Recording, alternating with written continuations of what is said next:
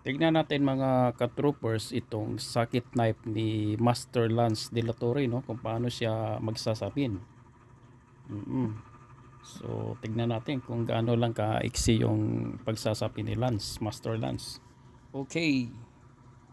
Just kuan lang. Paikot-ikot lang. Paikot-ikot. Ganawan. Tapos dito ka naman sa kabila. Ikot-ikutin yan. Ikot-ikot.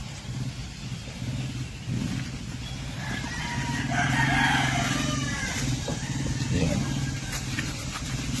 Tapos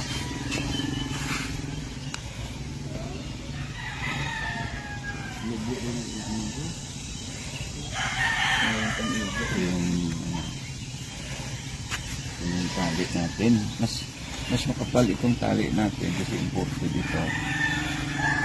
Oo, iba. Iba yung tali. Iba tali. Mas makapal. Kapal.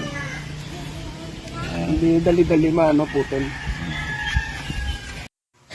So mga ka-troopers, nakita na natin na napakaiksi lang talaga ng sapin, no? So subukan natin yung bibilangin natin o kung ilan ang ikot, no? Sige, tingnan natin.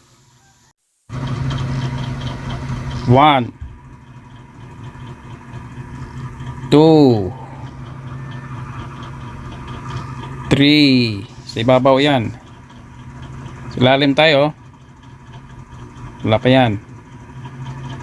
1 2 3. Akyat sa taas. Sa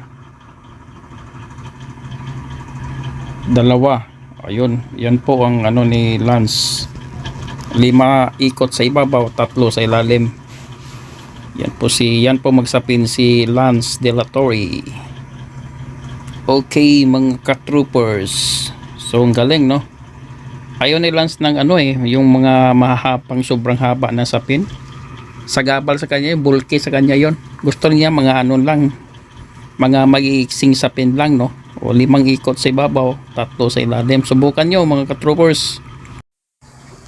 So mga ka-troopers, nakita natin kung paano magsasapin si Master Lance De La Torre, no?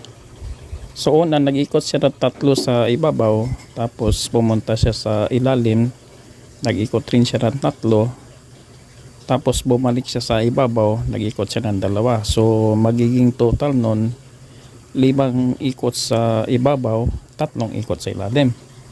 Yan mga ka-troopers. So challenge tayo. Assignment. Subukan yung gayahin din, pagkatapos sukatin nyo kung anong haba. Okay? Sige.